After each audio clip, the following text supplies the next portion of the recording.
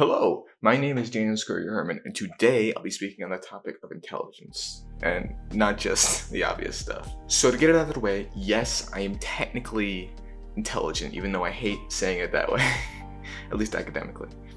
The only times I did badly in school were in elementary school, when I got bored of doing well, so started skipping assignments just to test how long I could get away with it, and in high school, when I was going through puberty and the pandemic. Both semesters, my freshman year, I got a 4.0, and I didn't even feel like I tried, so I just thought they'd given everyone a 4.0 in their first semester, but apparently that was not the case. But, as many know, there's a difference between academic intelligence and practical intelligence. Do I consider myself intelligent? No. And I'll get into this more later, but by my academic history, yes.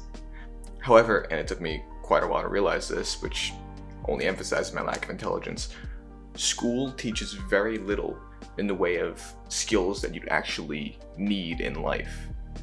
It wasn't until my senior year of high school that I took an economics class and realized how I could very likely be ruined unless I marry a rich doctor straight out of college. In freshman year of high school, I took note of how every single thing I was learning was completely useless to my day-to-day. Because I had taken Algebra 1 in 8th grade, I was placed into geometry, and that class is the centerpiece of my argument here. Never in my life will I ever need to use geometry for anything. That's not saying it's useless universally, but unless I get a job that involves mathematics, which, let me be clear, is nowhere in my possible career path, I will never use it. And it only got worse from there. I thought that if I ever had a position of power in the state of New York, I would abolish Common Core, add an extra year of middle school, and make college the new high school, mandate it and make it free. Then people will get out of school 18 or 19, maybe go take their masters and enter the workforce. In my mind, that's how it should be. But it's not how it works. High school is supposed to help you realize what you want to do with your life, but no one in my high school learned anything new through the classes that would help them in that way. But anyway, my point is, traditional education, as it is currently offered in the United States, is wholly wrong and unhelpful. Which is why, while I may be smart, I still often struggle to put a sentence together unless I wrote it beforehand. I specialize in dialogue, and yet I cannot speak myself. Look at me, I'm an oxymoron, emphasis on the moron. And the comments on these videos will mirror this fact. They'll flip-flop from really nice ones that'll call me clever or will offer praise for newfound information they gained from one of these videos, to one saying that I should stop everything because I'm so uncreative and untalented and unknowledgeable. As self-deprecating as it may seem, I'm gonna have to go with the latter being the more true out of the pair. Uncreative, that's just due to depression, which I'm working on. Untalented, yes, because of the education system that left me unskilled, and unknowledgeable because I look at myself as a clean slate and going into life with no preconceptions except the willingness to learn. So I don't see that as an insult. I see that as a fact. However, with all this taken into account, my central point and main reason for making this video is this. I believe intelligence is a myth. Let me explain. This ties back into the previous idea about the education system, but say I did really well in geometry and got like a 96. Then someone else in that class got a 66. Does that make him dumber than me? I don't think so. I don't think dumber exists. Because while I may know y equals mx plus b, he knows everything there is to know about baseball. And while I played in Little League for 2 seasons, I've retained very little. If we were to take a test on baseball instead of geometry, he would get the 96, and I would get the 66. Intelligence is situational. No one is smarter than anyone else, you're just differently skilled.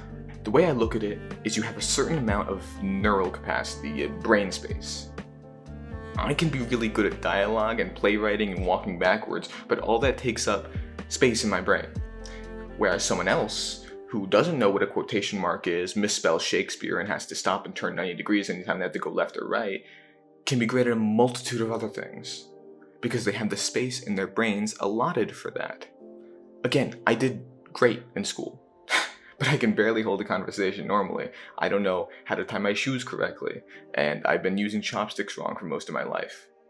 I'm bad at the vast majority of games, whether physical or virtual. I've got a specific set of skills that I'm good at, but outside of that, I rest at a baseline of subpar.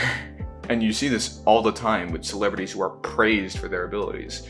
There are reclusive geniuses like David Foster Wallace, who are terribly antisocial and yet are well established to be literary geniuses. The common joke that actors don't know how to do anything themselves because they never had to. I believe they just can't do it because all of their brain power is put into the act of acting, and then they have nothing left in their brains for common household things. Or the famous YouTuber Michael Reeves, you'll see in each of his videos how self-deprecating he is of his ability because he acknowledges his faults.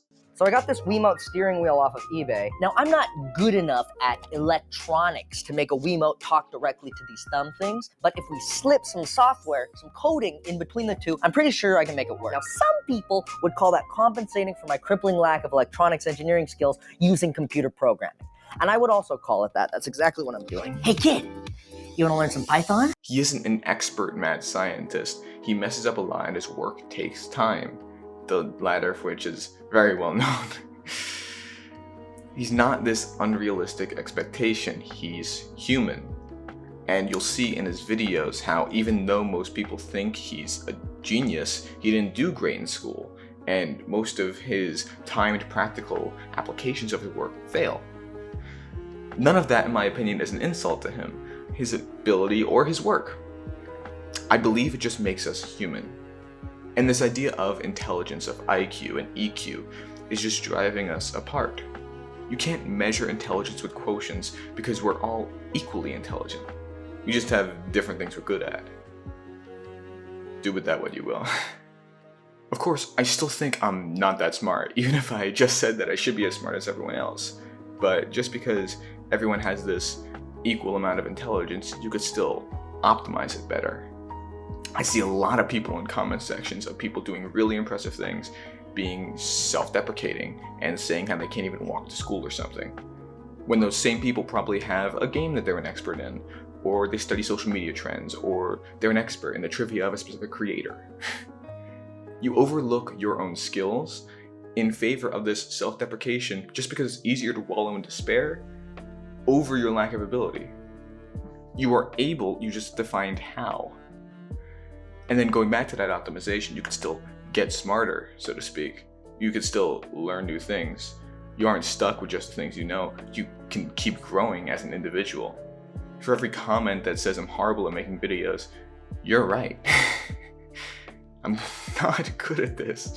But if you stick around, I might just learn how to be better. Or not. I keep no promises to that. If you take away anything from this video, I hope it's this. You are wildly intelligent, and you have your skills. You just have to find out how to apply them into your life. Thanks for watching, and until next time, adieu.